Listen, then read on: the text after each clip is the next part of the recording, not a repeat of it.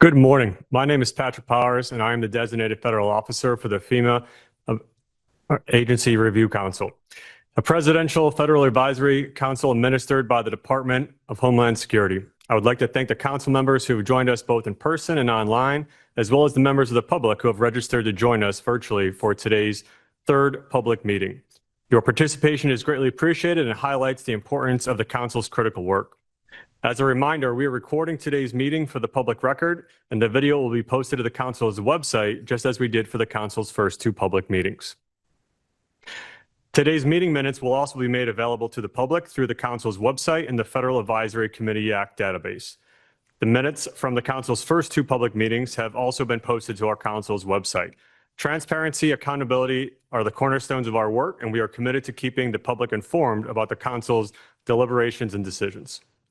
Today's agenda has been posted to the council's website, and copies are provided for those in attendance. The agenda for today is as follows. Secretary Noem, the council's co-chair, will provide opening remarks. Oklahoma Governor Kevin Stitt will then provide remarks and welcome the council to Oklahoma. Texas Division of Emergency Management Chief Noem will provide an overview of Texas' response to the Hill Country flooding in early July.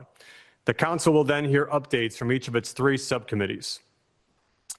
Time remaining, there will be an open Q&A discussion that will be facilitated by the council's vice chair, and then we will adjourn the meeting. It is now my great pleasure to introduce the 8th Secretary of Homeland Security, Secretary Kristi Noem, for her opening remarks. Secretary Noem, the floor is yours, ma'am. Well, good morning, everybody. It's so wonderful to be with all of you. Thank you so much to this council for all of the work that you're doing, giving us recommendations in how we're going to reform FEMA and this agency into an agency that better responds to people and is there on their worst days during a time of crisis and disaster. President Trump has from the very beginning talked about FEMA and its role and the responsibility that it has in the continuation of government services for our country's national security, but also in how it supports local emergency management and states that are impacted by disaster situations. He's talked repeatedly, and you've heard me discuss as well, about the fact that FEMA needs to be more responsive, that this agency as it exists today needs to be eliminated and reformed into an agency that is supporting our local and state officials that are there on the ground and responsive to the individuals that are necessary to help people be healed and whole through these situations. I'm so excited that you get the chance to enjoy Oklahoma City. In that great state of Oklahoma, you've got a fantastic governor, Governor Stitt. It's great for you to be hosting everybody, and your hospitality, I'm sure, is amazing. That is a wonderful city filled with cowboys and the Western way of life and businessmen and women who love America. So I wish I could have been there today, but we've been working here in DC on safety and security and also bringing some peace to the streets of Washington, DC, and partnering with the president on what we can do to bring reforms to other parts of Homeland Security to be prepared for big events that are coming. And so it's been a busy week. Otherwise, I would love to be with you today talking about the reforms for FEMA that are so critically important.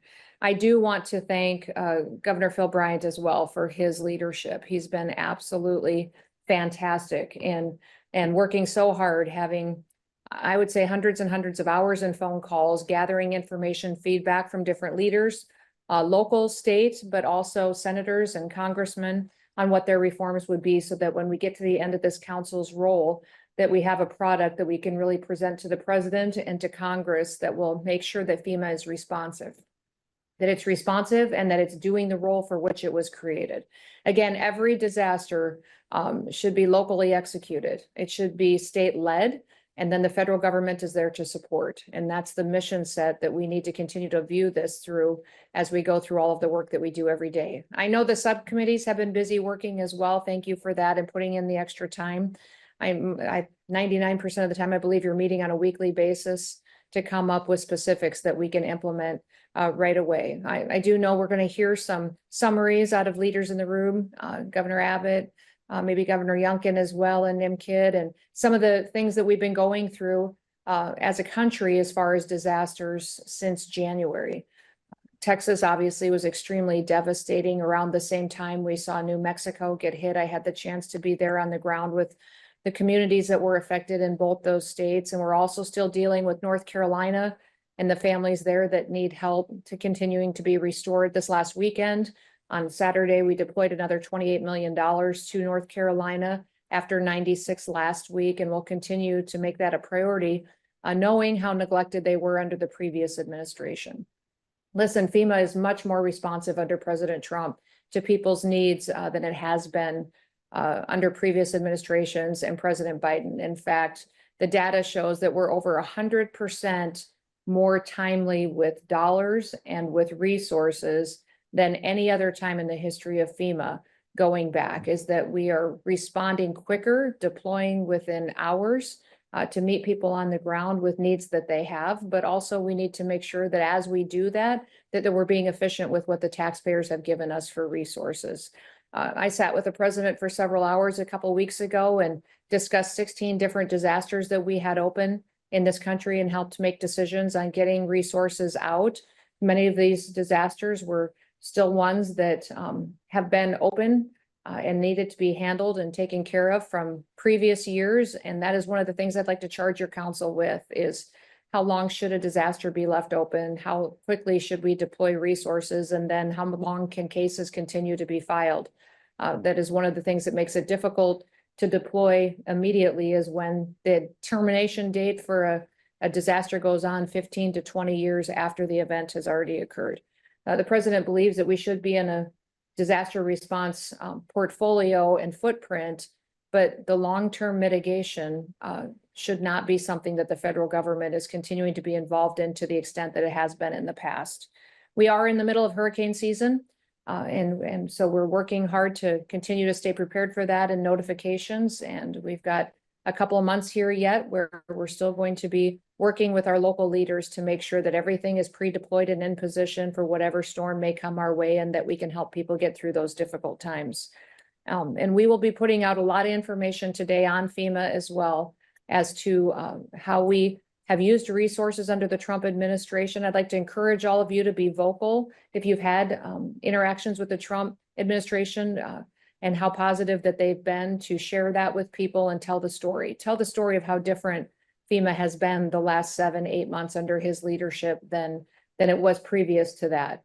I'm so proud to work for a president that recognizes that disaster response needs to be led by local community leaders. They know best how to serve their communities, but also that we listen to them and the governors on how that response can be best be delivered. And then also that it shouldn't be based on political decisions. We certainly saw that under Joe Biden's administration, and that is not something that's happening under President Trump. President Trump believes that that help should be applied equally to Americans to help them get back on their feet and their families to get through difficult situations. So with that, Patrick, I'll turn it back over to you. I'm going to be able to stay for a while and listen and learn from all of you and gather more information and let you share with me your wisdom. If I have to step out early, I will miss you, but I'll get a summary of all of your work. And I just can't tell you all how grateful I am for all of your service and what you do for our country and putting so much time and effort into this council.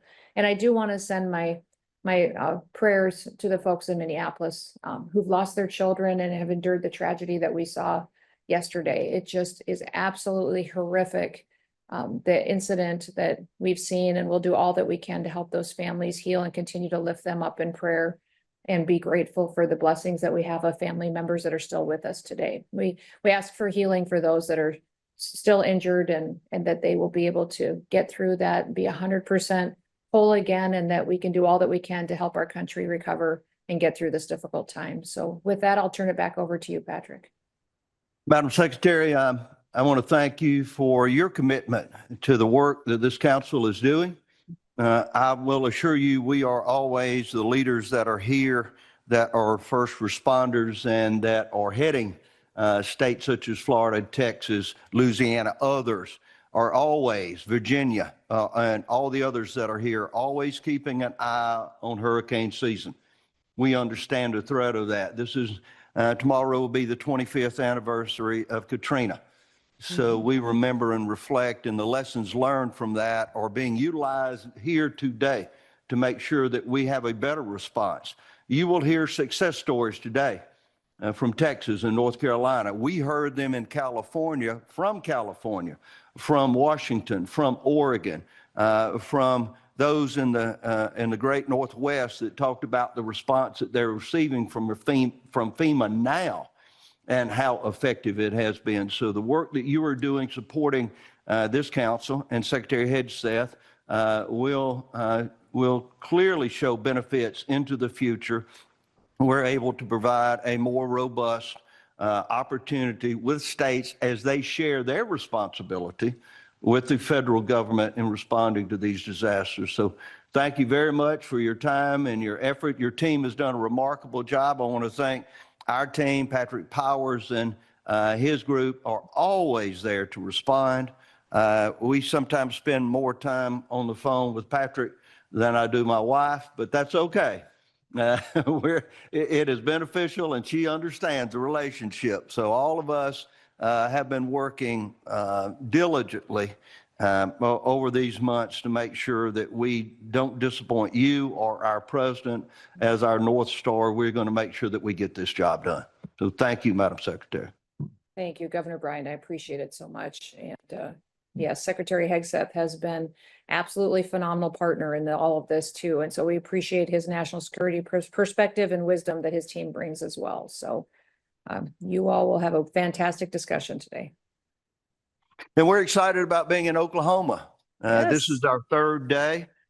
We have spent 8 to 10 hours in this meeting room for the last 3 days, but we are dedicated to our work. But our host is here with us today. You know him, Madam Secretary. Y'all served as governors together, as I served as governor earlier in this young man's term. I remember when he was elected, and he's doing a great job. And we have enjoyed being here in Oklahoma City, not only at this beautiful capital, Governor, the facilities that you have offered us for this very important work, but also the hospitality. We've been able to see some of your great restaurants in the town. My cardiologist may not approve of that, but they got great steaks here in Oklahoma. So Governor Kevin Stitt is here this morning with welcoming remarks, and he has done a remarkable job as governor of Oklahoma. He is seeing the end of his term come. I remember that well. We were just discussing that. But the legacy he leads for Oklahoma, who certainly knows about disasters and about tornadoes, and about 30 years ago, the man-made disaster that was the attack on the federal building here in Oklahoma City. Many of our members, Governor, were able to tour the National Memorial at that site, and it is certainly something that we will never forget. So now I turn it over to Governor Kevin Stitt, Governor of the great state of Oklahoma. Well, thank you so much, Governor Bryant. And first off, I want to welcome everybody here. We're so excited to have y'all in our great state and beautiful capital. And Secretary Noem, just want to remind you that college football season starts tonight in Oklahoma. So Oklahoma State plays, and it was 1 year ago. How much has your life changed in 1 year? So you and Brian were my guests when Oklahoma State put it to South Dakota State University on August 31st. Then our season just went south after that. But we certainly enjoyed having you and Brian and in Stillwater. And it's only been 1 year ago. And think how much things have changed since then. Yeah, they've changed a lot. Thank you. That was a fun day. We'll have to do that again, except that's right. We'll have the Jacks will have to come out on top. And Brian, her husband, is a great athlete. So we were throwing the football down on the field before the game started and had a great time. And so if y'all are here tonight, anybody wants tickets to the game, just let me know and we'll take you up to Stillwater for the Thursday night kickoff. But we have a few games in Mississippi this weekend, so I may need to get something's going on there. I know. Well, Oxford, Hattiesburg. Anyway, we're so excited to have you guys here. You know, Oklahoma's experienced more than our fair share of devastating tornadoes and historical floods, and most recently wildfires that impacted thousands across our state. And as governor, one of the things that I'm most proud of is what we call the Oklahoma Standard. You see, and Governor Bryant touched on it, in 1995, after the Oklahoma City bombing, the world watched in shock as people ran into danger to rescue strangers and to care for families they'd never met. And out of that was born the Oklahoma Standard. And the Oklahoma Standard is this idea that when hardship hits, It isn't the government that fixes the problem, but it's neighbors walking with neighbors. And in our toughest moments, we lift each other up and we meet the needs of our friends and our neighbors without being asked. And back in 1995, I remember the New York City Fire Department sent a whole bunch of people to Oklahoma to help us with our recovery efforts. And then we repaid that kindness after 9/11 as we sent resources to New York. And I know a lot of states did the exact same thing. And so Americans are always in this together when disaster strikes. After wildfires in March that ripped through our communities and our neighborhoods, I also saw neighbors jump into action. And that same standard lives and breathes today in Oklahoma. I saw church members walking up and down the street serving coffee and breakfast burritos to those that were surveying the damage. I saw friends helping elderly neighbors start navigating the complicated insurance process while they're literally sitting on the front porch of a home that was destroyed. It's heartbreaking, but at the same time, it's really the very best of humanity on display. And after every tornado, every ice storm, every flood, every fire, Oklahomans, they band together and we begin rebuilding. And if we're known for anything, I love the fact that Oklahoma is known for the Oklahoma Standard. And today and this week, you guys are going to spend a lot of time talking about how to best respond to disasters nationwide. It's our experience that FEMA's response to disasters is not necessarily effective or efficient. During a brutal tornado season here in Oklahoma in 2024, we learned that hundreds of FEMA employees were on the ground in Oklahoma. That sounds great until you find out they were in an office building in Oklahoma City, 75 miles from where the damage was. And you ask any Oklahomans what they were doing, and no one can really tell you. Now, I'm not trying to disparage any one employee, but the reality is that a bureaucrat in Washington, D.C. can't tell people in Oklahoma or Louisiana or Florida the best way to respond to a disaster. That's best left to local emergency managers. Oklahoma's Emergency Management Director, Annie Vest, who's with us today, which I know you guys are getting to share with her some, and you guys are meeting. She shared with me some staggering information this past week. So from 2015 to 2025, Oklahoma had 20 disasters that cleared the threshold for FEMA intervention. FEMA allocated $1 billion to these disasters. But here's the deal. FEMA also spent an estimated $500 million on administrative costs. Every dollar wasted on bureaucracy is a dollar not spent rebuilding a family's home or a business. That, I believe, is what we're trying to change. The truth is we aren't certain how much FEMA spends to administer disaster assistance. The overhead costs are buried, they're spread across programs, they're never fully accounted for. That's not efficient, it's really not transparent. There's a clear solution. Let's slash the bureaucracy at the top and block grant the funds out to the states to respond to emergencies rapidly and efficiently. States can take on more of the responsibility if they have the flexibility to rebuild quickly without the interference of federal red tape and layers of administration. I'm also advocating for a discussion around the threshold for disaster designation. You probably won't hear this from a lot of other governors, but listen, right now in Oklahoma, a disaster costing $7.45 million. That triggers a FEMA intervention.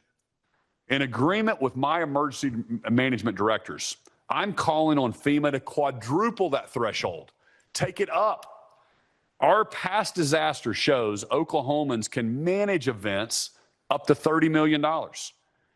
Taxpayer dollars shouldn't be reserved. They should be reserved for true catastrophes, not routine storms.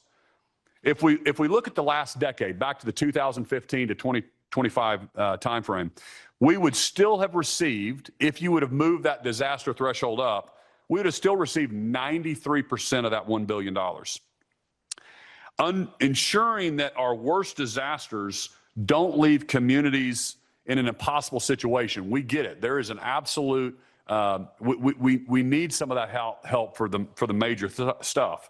but we do not need Washington for every single thunderstorm. We need them for events that truly overwhelm our states. We as states have become entirely too reliant on the federal government. With $37 trillion in debt, we cannot keep spending above our revenue. That's why I've been a proponent for a balanced budget amendment. And just to take us off track just for a second, there's 28 states have passed a balanced budget amendment. We think South Carolina is going to pass it. As you know, if we get to 34 states, we force Congress to take this up. Then it has to be ratified by 38 states. But it just seems like it's out of control, the spending. And if you go back to 2019 spending on the expense side, if we were still at 2019 expenses, we'd have a balanced budget today. But instead, we're spending $2 trillion over our income. And that's just going on our national debt. Okay, I come from the mortgage business. And I remember when I bought my first house in Tulsa, Oklahoma, Governor, it was $66,000 I spent. Okay. All the money in the world. That's right. It was all the money in the world. Just graduated from college. I remember writing my first house payment, and it was about $500. And I looked down, and only $48 went towards principal. I was like, what? Only 48 went towards principal? But at least I knew in 30 years I was going to own my house. Well, the reason I tell you all that, and I tell this in a lot of my speeches, is because we don't pay principal and interest on our national debt. Even if it was only $48, it's interest only. It means we're never paying it off. And then it gets worse because we put $2 trillion on it every single year. It was $36 trillion in December. It's already at $37 trillion. Congress has a tough job on how to appropriate money, but you have to have a limit, and it's called your revenue, okay? But as states, it's our job to serve our constituents in the best way we know how. States have balanced budgets.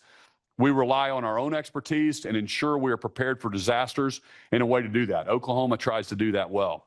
I want to thank President Trump, Secretary Noem, for convening these types of groups to focus on how do we streamline, how do we get dollars on target and not through the bureaucracy. So I think that's the heart of President Trump, and we applaud that. And all of us in this room, we want to take care of these disasters, but we want to do it as efficiently and effectively as possible. So again, I want to close and just thank you guys so much for coming to Oklahoma. You're always welcome here. We think we have the most beautiful capital in the country. And I hope our OEM team can be a really good resource to all of you as we discuss how to move forward, how to improve this process for all of America. And if America is going to meet the challenges of tomorrow, we have to put the states back in charge. It's the states that are actually responding to these disasters. It's the states that build schools and hires teachers, not the federal government. We know our land, we know our people, and we know how to respond faster, leaner, and smarter than Washington ever could. That's the Oklahoma standard, and that should be the American standard. I'm so proud to be an American, but I thank God every day that I was raised in Oklahoma. Thank you so much.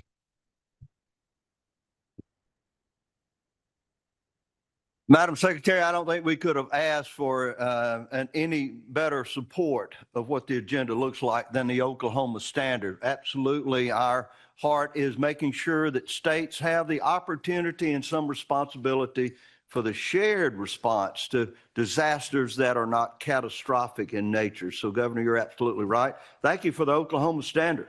We also have with us Governor Abbott, which is online from the great state of Texas. Governor Abbott, welcome.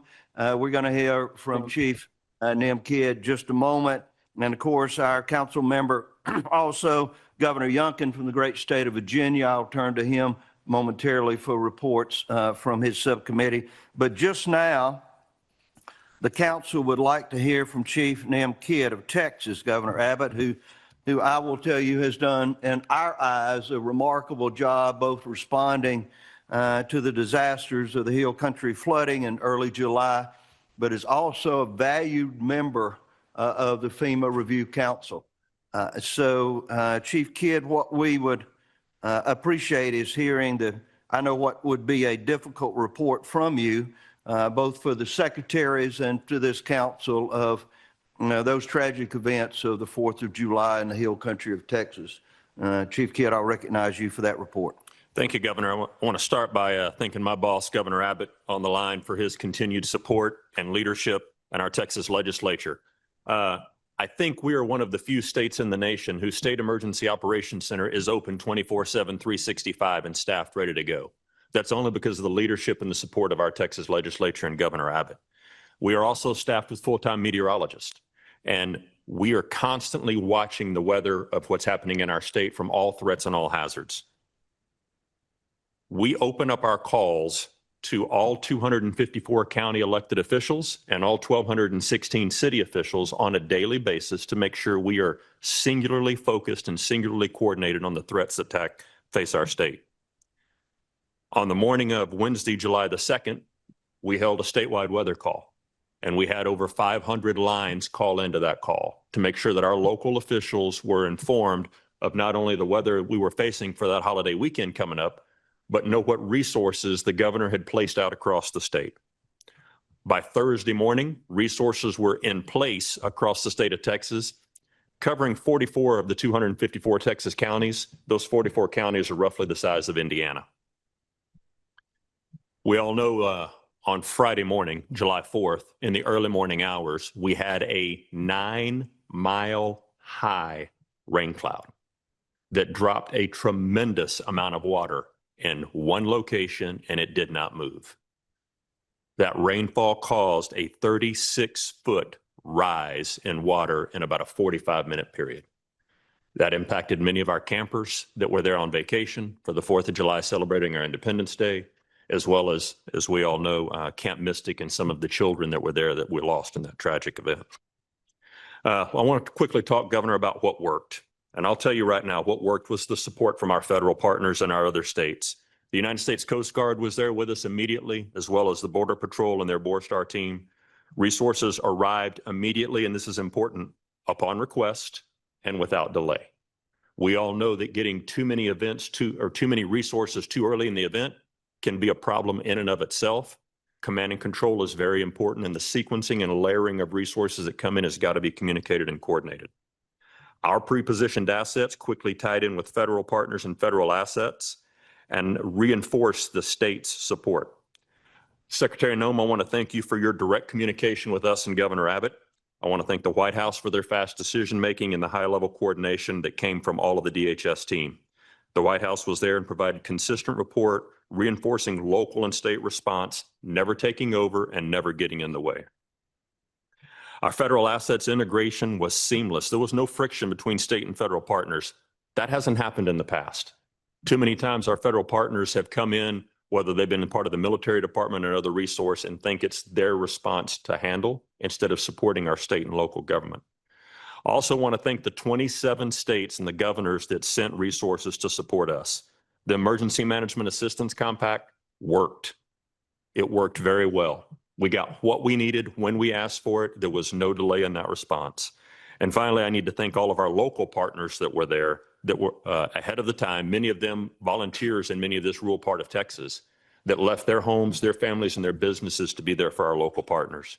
And then the men and women of Texas A&M Task Force 1, one of the 28 FEMA urban search and rescue teams. Those people were there ahead of the event and saved countless number of lives. I'd quickly like to go to the next slide and talk about some areas for improvement and things that, Governor, we've talked about on this council, and I want to reinforce the need to continue to improve. Debris management has got to take place faster at the local and the state and the federal level. And I want to thank Secretary Noem and the White House, because we were able to work through this event looking at private property debris, commercial debris, wet debris, as well as the myriad of trees that were on everybody else's private property. We had one debris package that we were able to work through, and picking up that debris as fast as possible and helping with the search and rescue efforts through the debris pickup has been phenomenal. Second, we need to keep working on housing. The individual assistance program was turned on immediately, grateful for that. But as we all know, the backbone of recovery for individuals is not in the federal dollar.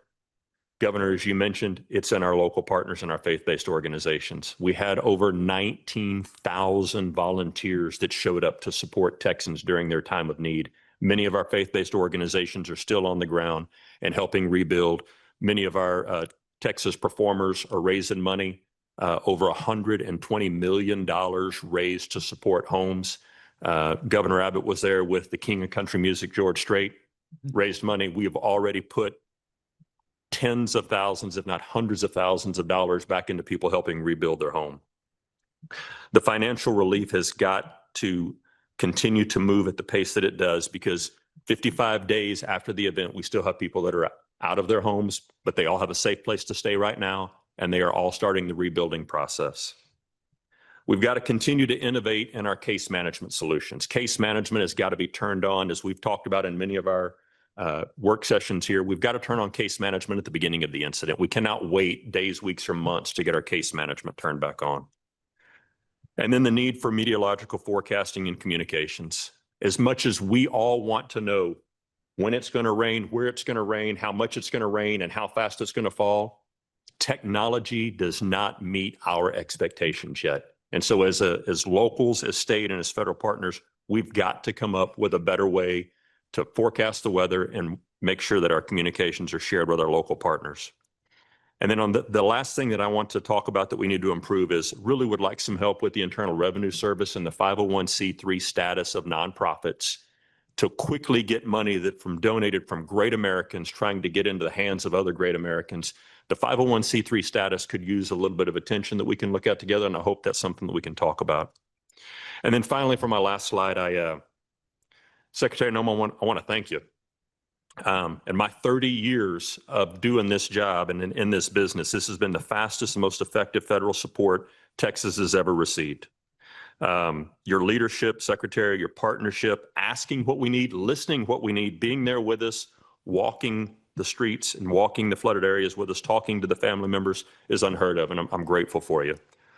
Texas Task Force 1, one of our federal search and rescue team, fully equipped, fully trained, fully funded, was able to deploy at my direction in addition to all of the other teams that you sent. I'm grateful for that.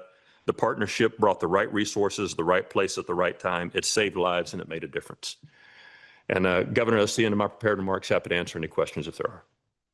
Thank you so much. I'm going to turn to Governor Abbott now. I know, Governor Abbott, again, we appreciate the time that Chief Kidd has to spend with his council. It's been invaluable. All of us continue to pray for the people of the great state of Texas, and not the tragedy that occurred there, but also for the continued response and responders and all that y'all are doing there. If you have any comments, Governor Abbott, we'd be glad to recognize you for that purpose at this time.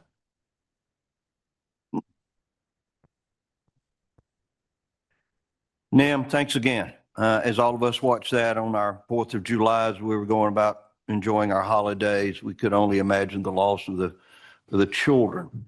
I've got grandchildren. Any of us have young children and grandchildren, and it was beyond our ability to comprehend the hurt and pain and suffering that was going on there during that flood. So God bless you for what y'all are doing and the lives that were saved. Yes, sir. Many lives, hundreds of lives that were saved by our Coast Guard and other response.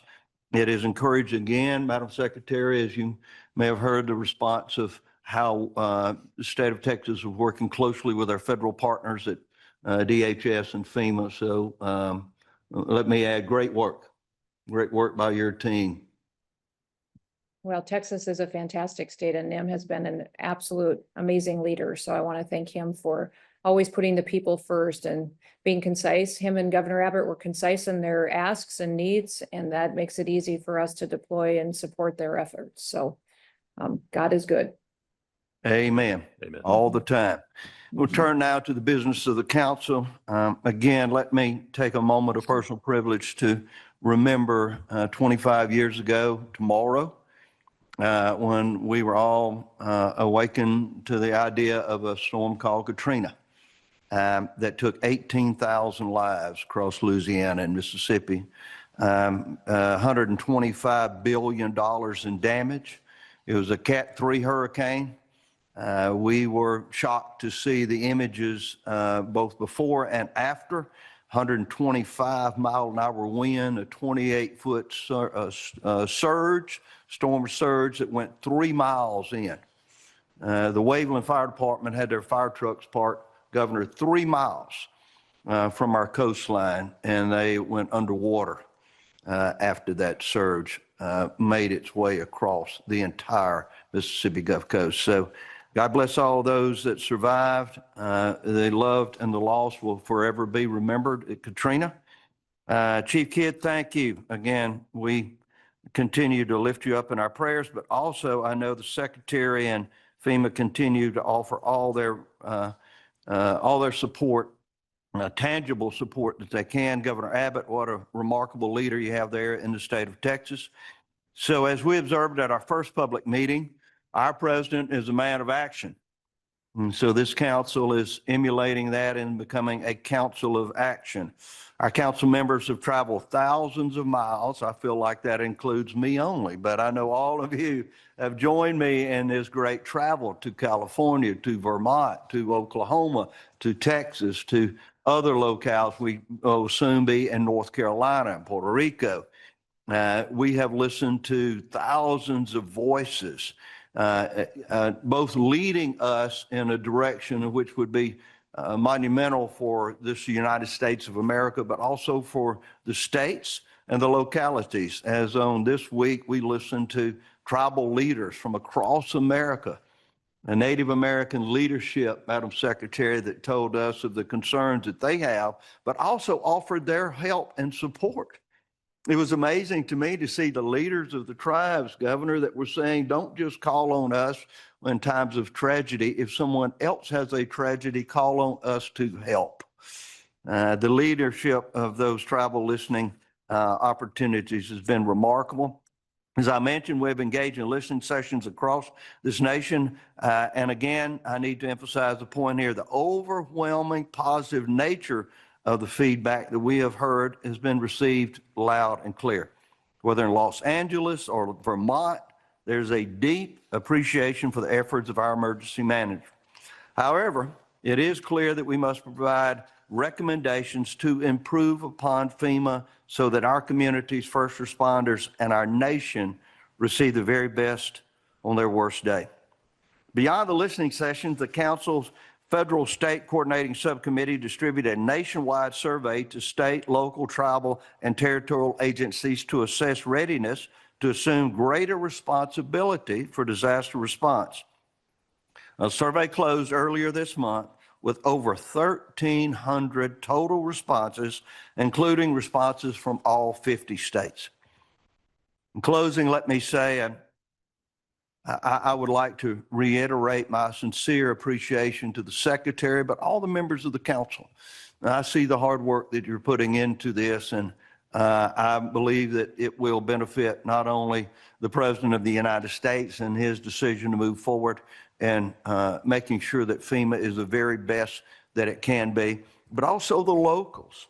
As we have talked, as governor, when I would travel, I would see the fire chiefs, the local responders, the police officers. During Katrina, many of them approached me and said, the uniform I have on is all that I have left in the world. And they were reporting for duty. We are doing this for them and for those that have lost all that they have in these tragedies, these catastrophic events. As one of our responders said during the listening tour of California, disasters can be unpredictable, but our response to them should not be. Thank you very much. We will turn now to Governor Glenn Youngkin. Governor Youngkin has done a remarkable job of leading, along with Governor Abbott, the Federal State Coordinating Subcommittee. And Governor Abbott, I remind everyone, governors have day jobs, and he has taken his time away from the vast duties of the governors of the state of Virginia to be with us today. So Governor Youngkin, thank you for your report. Great, thank you. And thank you, Governor Bryant, for your leadership. Governor Stitt, thank you for hosting and welcoming everybody to Oklahoma. And I particularly appreciate your comments around the Oklahoma standard. And I do firmly believe that the standard that exists in our emergency response personnel is exactly that. A standard to run to danger when others run away, a standard to put others' interests ahead of their own, a standard to recognize that first order of business is saving lives. And that is a standard that not just reflects Oklahoma's character, but I think it reflects the character of the entire country. So Governor Stitt, once again, I deeply appreciate your comments. And I also appreciate your input. One of the big aspects of the work that the state and local response subcommittee has undertaken is to listen. And I want to say also that the state and federal coordination subcommittee, which is the other subcommittee, and our subcommittee have been working arm in arm because we find ourselves benefiting from each other's interactions. And the extensive effort to listen, the extensive effort to engage, and to not just hear complaints, but more importantly, recommendations and solutions, I think has been one of the foundations of the work that the entire FEMA Review Council has undertaken. And I think that speaks to the value of this work. I want to thank President Trump for putting us together and charging us with this great opportunity and enabling us to get this work done. Secretary Noem and Secretary Hegseth, thank you for your leadership. And I also appreciate your personal engagement. I've had conversations late at night and early in the morning. And so thank you.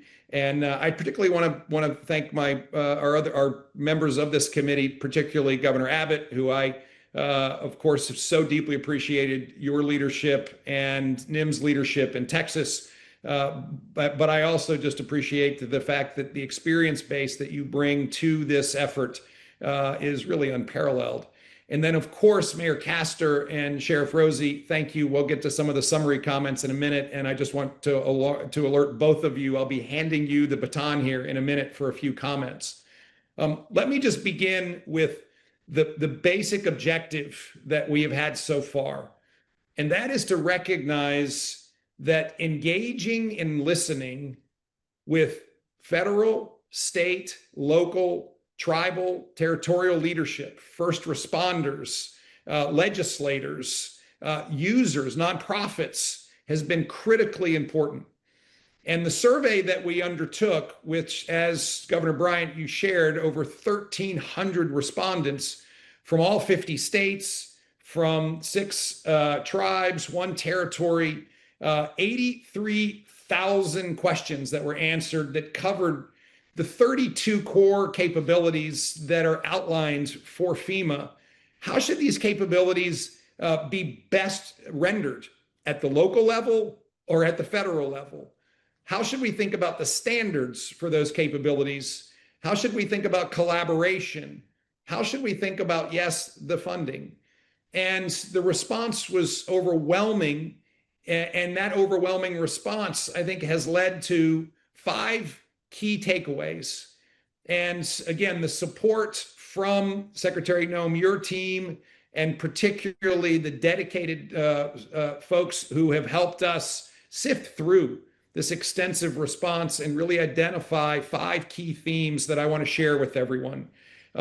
I do believe that as you hear the themes that come from the efforts from this committee, you will hear great consistency that once again underpins our collective affirmation that FEMA needs to be transformed, and yet it can be transformed, and it can fulfill its central mission to not only prepare and not only to mitigate, but to respond and support Americans in the face of some of the most horrific disasters.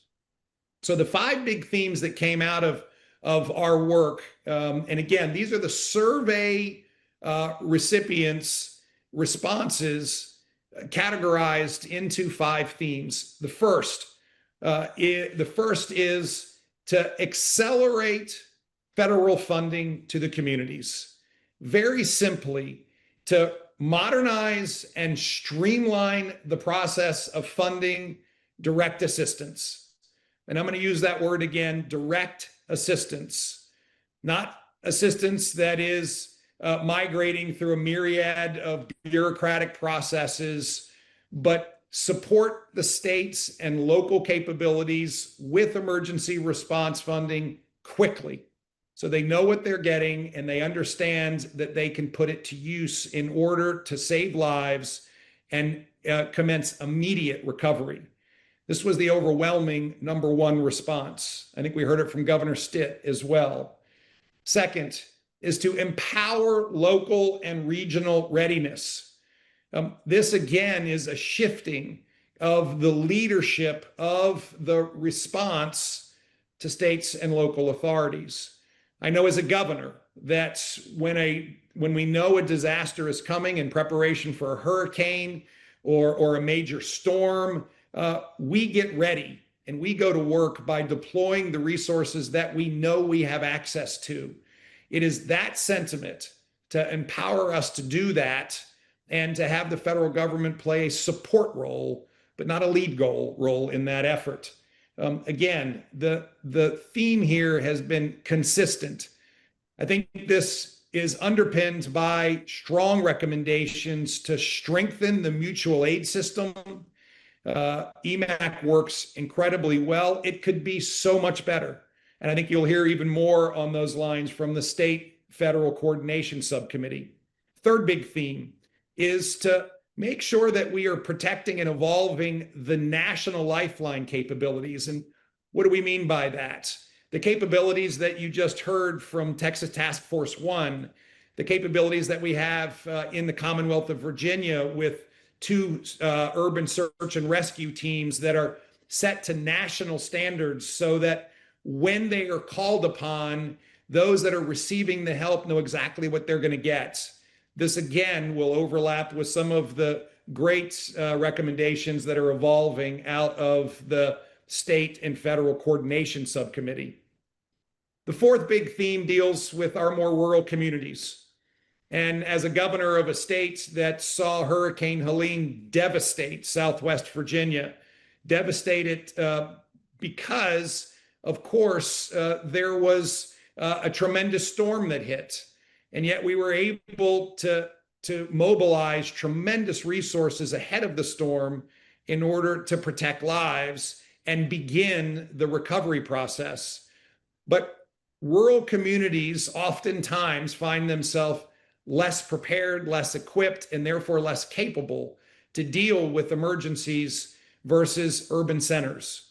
And that is one consistent theme from those communities, which is how do we use regional capability buildup? How do we use the reassignment of response capabilities into states and regional areas to make sure that Southwest Virginia, Eastern Tennessee, West Virginia, and of course, Western North Carolina will have the kinds of response capabilities that we collectively need.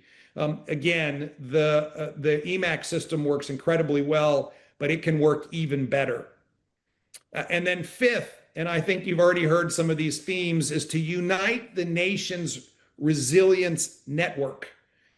And oftentimes we forget, as Governor Stitt reminded us, that the capabilities within the nonprofit community, the capabilities within the private sector to respond quickly, to bring philanthropic support, and to get moving, particularly in the recovery effort, oftentimes are inhibited, if not sometimes prevented, by government bureaucracy. And therefore, the nation's resilience network is comprised of, yes, federal agencies, and yes, state and local and tribal and territorial capabilities, 501c3 nonprofits, but we need to link it together and make sure that we are coordinated in using it as opposed to suboptimizing the response. These 5 big themes of the objectives that we should have are underpinned by numerous very specific recommendations. And I think as we move into, over the course of the next months, the final report writing, Governor Bryant, and I deeply appreciate your leadership here, that we can incorporate the work of the 2 subcommittees and, of course, the overall FEMA Review Council efforts, in addition to the continued collaboration at federal, state, and local levels to translate these great suggestions, recommendations into actionable answers. That is my optimistic view of where we can get to based on the tremendous feedback that we've had to date. And Mayor Castro, I'm coming to you in 2 minutes. But I do think that our effort continues to listen. And therefore, the listening sessions that are scheduled in North Carolina and also in Puerto Rico, along with the continued input that I know we're all receiving, remains critically important. Governor, that's the high-level summary of the work that we've done to date. Again, I want to thank the over 1,300 respondents, but also the so many participants in the listening sessions that have taken place. And with that, Mayor Castro, I'm going to pass it over to you for a few comments. All right, thank you, Governor. And I agree too, that survey was of such great value for all of our communities and our nation as well. And it has been quite an honor for me to be a part of this esteemed group, and the fact that everyone has come together and coalesced around these simple well, I won't say simple, but actionable steps, as opposed to aspirational goals that sometimes are a result of these types of committees and groups, is very heartwarming to see, because I do feel that we will be able to make these actionable changes that will be of benefit to communities, states, and frankly, every American. So very excited about that. I want to thank everyone who has put their time and effort into this, bringing their experience and their enthusiasm to changing this bureaucratic laden process. So very excited about that. And just 2 areas that I would like to comment on before we get down into the weeds here. And this came up on when I was present in Oklahoma, talking about how we have been tasked with response and recovery. And I do feel that we should, as a group, make a request to include the preparedness and mitigation. And we have already heard from my good friend Kevin Guthrie and Nim Kidd some of the simple steps that can be taken in there with the training, the grant funding projects that really save lives, save property, and certainly save costs as well. And that is a very important component of response, FEMA response overall, and for communities as well. So I would like to again bring that recommendation up. And I don't think that it'll be a heavy lift. I believe that our emergency managers have the simple steps, not simple, but simplified steps that can be taken that will be of benefit again to all Americans. And then second is the insurance.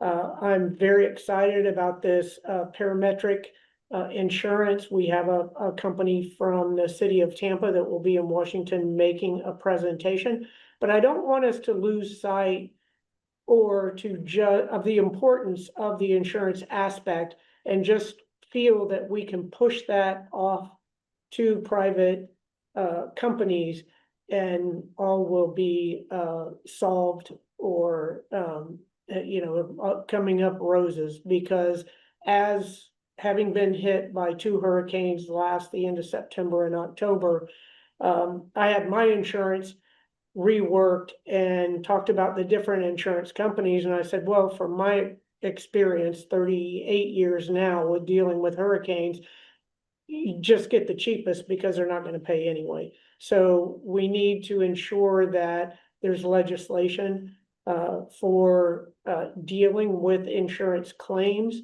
and also make sure that the insurance companies aren't able to just parachute out when a community is hit by a major event. And we've seen a lot of that in Florida as well. So I do believe that, not in this committee, but legislation, there needs to be legislation dealing with insurance too. That's not our issue. But I do believe that as a group, collectively, we need to be aware of that and not just look to push insurance off to privatization. As Kevin brought up, in the state of Florida, there's only a little over 30% of Floridians that have flood insurance. And our position is if you have a Florida driver's license, you should have flood insurance. So we really need to take a broader look as a country at that. Again, may not be a concern or a requirement of this group, but we can't easily push it off to privatization. Other than that, I could not be more pleased with all of the diverse input from private industry, from local governments, from the surveys, from different organizations and agencies, that everyone has been consistent in those basic 5 recommendations that you just outlined, Governor. So that's it for me, and I'm very excited to see the finished product. Mayor, thank you so much, and thank you for also gathering information from other mayors around America. It's been invaluable. Sheriff Rosie, I turn to you now. Cordeo Stutz, I hope I have that proper, but it has been an honor to have the great sheriff here, and I turn to her for remarks now. Thank you. I think that Mayor Castor did a very good job in kind of breaking down our committee's goals, what we've been able to identify. I just want to reiterate 2 things. First of all, thanking the continued commitment of this committee and understanding we all have day jobs. And so I'm so grateful because the commitment is there and it shows. Having been here in the city of Oklahoma for the first time myself, I cannot tell you that the impact of being here, reminding each and every one of us the importance of the work that we are doing on this committee. Having visited the National Museum yesterday really exemplified a good outcome of a terrible event and setting that standard, that Oklahoma standard that maybe we should now make the American standard. I want to thank again also the opportunity of all the tribal people who came to speak to us. I think that was something that was definitely, for me anyway, very impressive. I didn't think I would hear what I heard. They want to be partners and not just recipients of help. And that's amazing to me. And I think that will be something that we will be able to put forth together as a committee. And additionally, I just want to emphasize on the first responder side, the importance of adding preparedness and mitigation to all of our recommendations in any capacity. I think that will be something that will ultimately be a big help to how we respond to crisis in this country. Thank you. Absolutely. And Sheriff, being Sheriff of Miami-Dade, you were in the zone where a lot of disasters occur there in the great state of Florida. Your governor's a great leader, but thank you for your commitment to this council as well and your comments today. Thank you, sir. Earlier, I may have mentioned 25 years ago to Katrina, living in a world of fact checks. I was quickly reminded it was 20, which of course I know it's been 2 decades. Time does seem to get by. 20 years ago on tomorrow when Katrina came ashore. So for anyone disturbed by that, believe me, it is 20 years. I will turn now to Executive Director Kevin Guthrie. Director Guthrie has been an invaluable part of this council and is managing the Disaster Response and Recovery Assessment Subcommittee as co-chair of that committee and has done a remarkable job with Noem Kidd. And Director Guthrie, I want to thank you for all your hard work, taking your time away from the great state of Florida, as well as Chief Kidd. I will turn to you now for subcommittee report from Disaster Response and Recovery Assessment Subcommittee. Thank you, Governor. Good morning. It's an honor to be here in Oklahoma City today and to have learned valuable lessons over the last 3 days. I want to again express my gratitude for President Trump, Secretary Noem, Secretary Hegseth for this opportunity to help provide recommendations to enhance emergency management for all Americans. I want to thank Governor Stitt for his hosting us here in the state. For opening remarks, my opening remarks are reflective of the entire group. from the Response and Recovery Subcommittee. President Trump is putting Americans first by creating a once-in-a-lifetime opportunity to methodically align and strengthen how emergency management is integrated across all levels of government. We don't get an opportunity to hit the reset button often, and we've been given that opportunity through this committee. Through numerous listening sessions, including one that included tribal nations from Alaska to Florida and many from right here in the Midwest, we have gathered several important insights, and I'd like to highlight them. Most participants agree with the mantra that disasters are locally executed, state managed, and federally supported. This means responsibility should remain at the lowest level possible. You heard Governor Stitt talk about that just a few moments ago. Specifically, we asked participants in the sessions what federal support means to them, and overwhelmingly, we heard money. But we also heard a few answers and focus on personnel and equipment. We believe federal support can be boiled down to three core areas. That's standardization, coordination, and financial aid. And that came directly from the participants. A good example is the 28 federal urban search and rescue teams that have already been referenced here today. FEMA does a great job of typing and coordinating those teams, but at the end of the day, the personnel are local first responders who periodically deploy to other jurisdictions. FEMA provides annual funding, support for those responders to train and exercise and equip them to respond. The investment there is twofold. It strengthens our systematic nationwide response, but it also enhances the capabilities of the communities that they serve every day. The key point, federal response assets, and I'm not talking about recovery, I'm talking about response assets, are typically not full-time federal employees, but they're local responders who are coordinated, trained, and funded by the federal government. The second part of the mantra is state managed. As Secretary Noem said at the first public meeting, funding will need to be shifted to something like block grants. In the listening sessions, many emphasized the need to receive financial assistance more quickly, but hesitate about block grants based on previous experiences such as Section 428 of the Stafford Act. The Response and Recovery Subcommittee has spent hours, maybe even days, exploring ways to accelerate local recovery through direct funding for public and individual assistance. Every disaster is different, and each state, local, tribe, and territory will manage it differently. As our tribal partners pointed out here in this room on Tuesday, there are cultural, building material, artistical, economical issues that are different as far as the East is from the West. And our system has to recognize that and be supportive in those specific responses and recoveries. Our goal is to identify federal minimum standards for recovery funding, while giving the states the flexibility to chart the best path forward for their communities and their citizens. The last part of that mantra is locally executed. Responsibility for the response and recovery of disaster clearly rests with the local government officials and residents. During the Los Angeles listening session, one of the local elected mayors emphasized that local officials should have more responsibility and decision-making authority. We agree, and there are ways we can help locals be better prepared for their incidents. For example, in Florida, communities are required to develop a comprehensive emergency management plan. These plans are essential for any disaster, but they mean absolutely nothing if the local government employees and even the local community are not trained to implement and utilize them effectively. Local emergency managers should be properly trained and qualified for their positions to ensure plans translate into action. Alongside their elected officials, they are the leaders to get through a disaster. Local communities should be investing in themselves to be prepared for the disasters they know will come.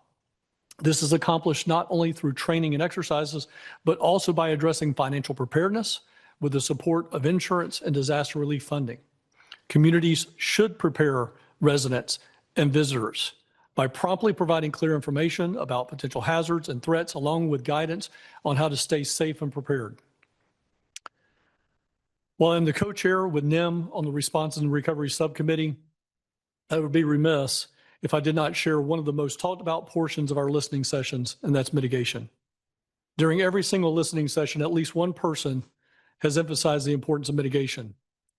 I will say that mitigation is probably and perhaps the most misunderstood vertical of emergency management. Mitigation saves lives. It protects property. It reduces cost of future disasters.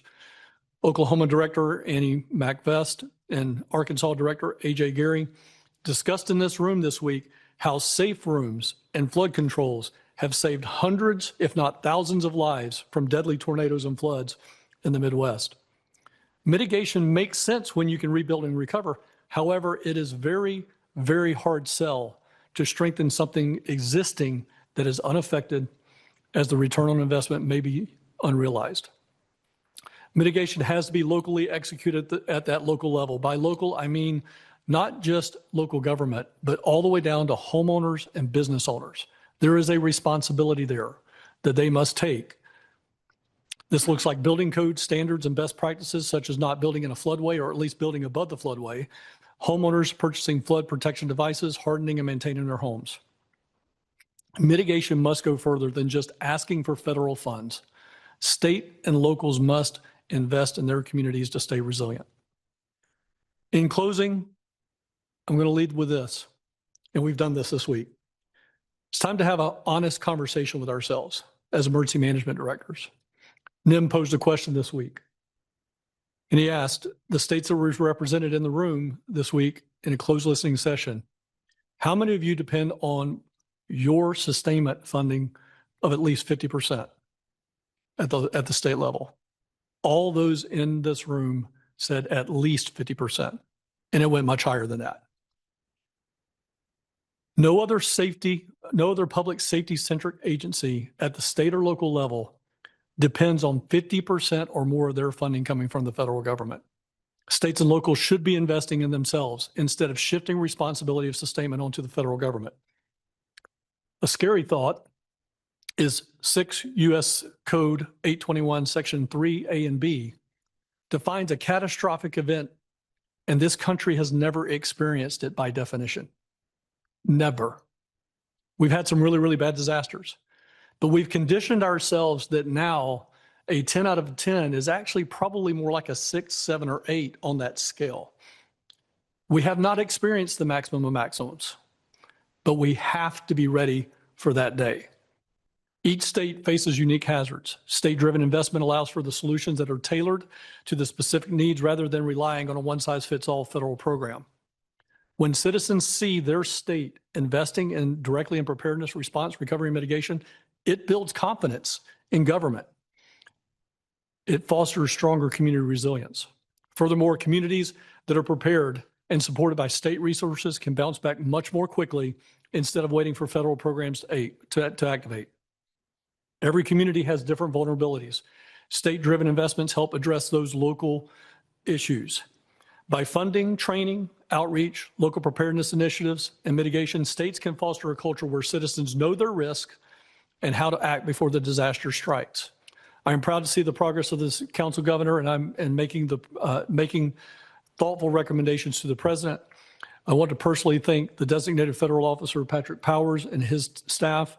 They truly are the backbone of a lot of this work that is going on, keeping us on track and dedicating countless hours to transcribing, researching, and collecting data that drives the council's efforts. I want to thank my partner, Noem Kidd, Mark Cooper, and Bob Fenton for their support on this. We could not do it without each other. Thank you so much. Thank you again, Secretary Noem, Secretary Hegseth, and President Trump for your commitment and leadership to this council. Thank you, Director Guthrie and Chief Kidd, for the vital report.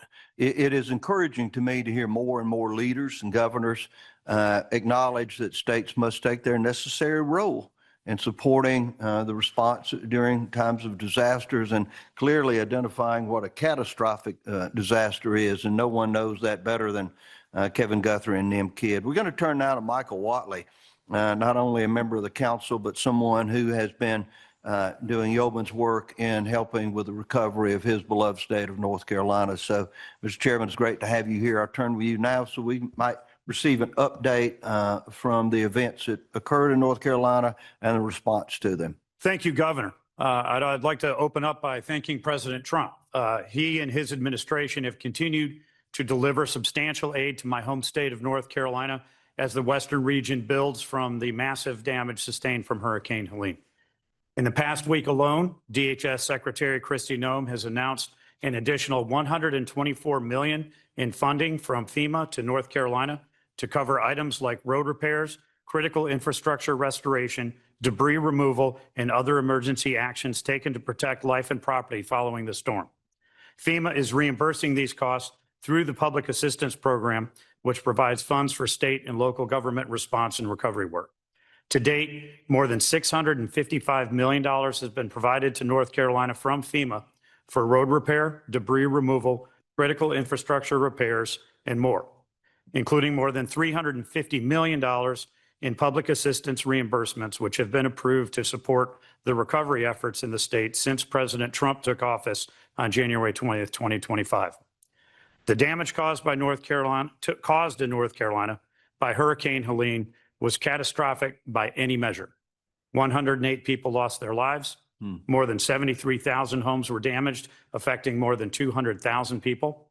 Thousands of roads were closed with an estimated $2.4 billion in damage. 22 wastewater treatment plants and 25 wastewater facilities sustained damage, and approximately 45,000 small businesses sustained over $7 billion in losses, including significant impacts to tourism and agriculture. Thanks to the significant efforts of President Trump and his administration, along with Senators Ted Budd and Tom Tillis, Representatives Chuck Edwards, Virginia Fox, and Tim Moore, we have seen a dramatic improvement in response with a whole of government recovery at every level this year. Following President Trump's trip to Western North Carolina in January, Vice President Vance, Secretaries Noem, Duffy, Rollins, and Turner, along with many other key administration officials, have toured the region and met with local officials, recovery teams, and small business owners with a simple message: we will be here until the work is done. In addition to the FEMA funding, the Small Business Administration has approved more than $350 million in federal disaster loans to support North Carolina businesses, nonprofits, homeowners, and renters affected by Helene. The Department of Housing and Urban Development has delivered $1.43 billion for housing assistance to the state of North Carolina in Community Development Block Grant disaster recovery funding, as well as $225 million directly to the city of Asheville.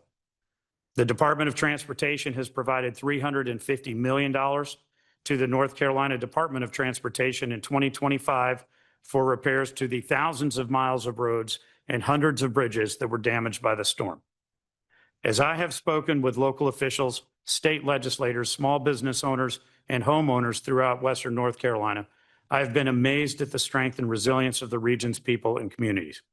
But the region has needed and will continue to rely on significant government support to recover and rebuild. The work of this FEMA Review Council is critical to ensure that the response to disasters will be dramatically better than the initial response that we saw from FEMA under the Biden administration and the North Carolina government under Roy Cooper following Hurricane Helene. I am very glad that this council will be hosting a public meeting in North Carolina in order to hear from state and local officials, as well as local residents and business owners. I am grateful to President Trump for his leadership, helping North Carolina recover and rebuild, and creating this important council. Thanks also to Secretaries Noem and Hegseth for leading our work here, and to you, Governor Bryant, and the council staff for managing this process. Thank you. Thank you. Many of us were really unaware of the details, 108 fatalities there in your state. So our heart certainly goes out to them. And the work you are doing, thank you for not again on this council, but caring for the local citizens and the first responders of North Carolina. And we look forward to being there on the 22nd of September. I'll turn to Mark Cooper. Mark has done a remarkable job on the council and has taken charge of helping organize particular meetings across the nation and having a participant. So, Mark, I'll turn to you, and then to Bob Fenton, and we'll close. Thank you, Governor. First, let me say I also want to acknowledge the Katrina anniversary 20 years ago tomorrow. I was actually with Los Angeles County, and I returned to my home state of Louisiana as part of a request from governor to governor. So there are a lot of things that went wrong during Katrina, but one of the good things were all the states that supported my home state of Louisiana during that time. And I also want to say, it doesn't go unnoticed that it was the Murrah Federal Building bombing back in 1995 that I think began a time when we realized how important it was to have FEMA and other organizations to support state and local governments. Then we had 9/11 in 2001, Katrina 95, and all the way up to now, Noem, with what happened in Kerrville, Texas. So the work we're doing here is so important. And I'm just so honored to be part of this process.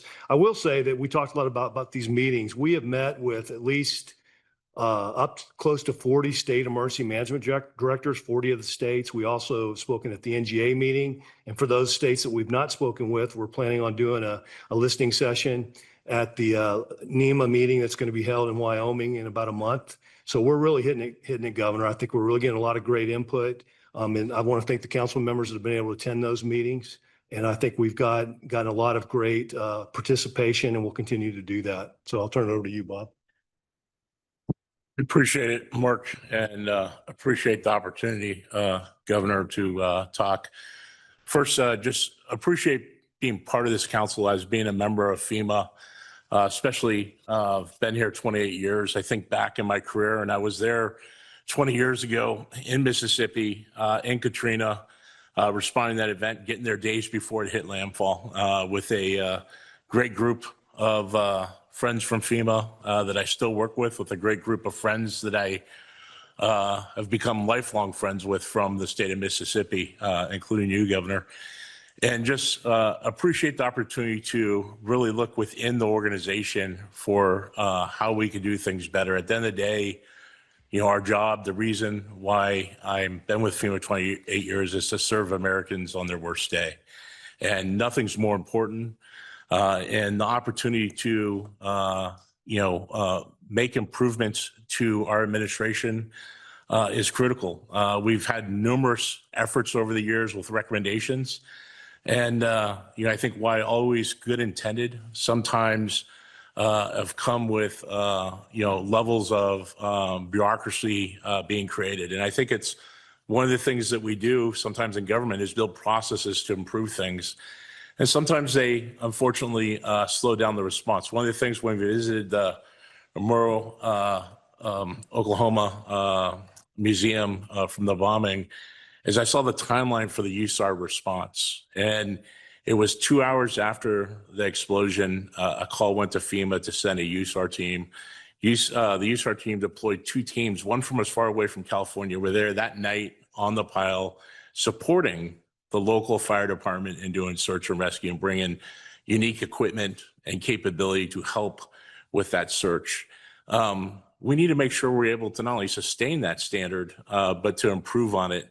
And so all the great ideas, all the recommendations, the input from all levels of the community, I think are essential to chart where we need to go as an organization. I can tell you one thing that I'm surrounded at FEMA by other Americans that want to help those Americans affected on their worst day and are committed to service. And so our work is so important to give us the tools to help those on those days. So look forward to continuing work and the opportunity to continue to improve to help Americans on those days. Thank you.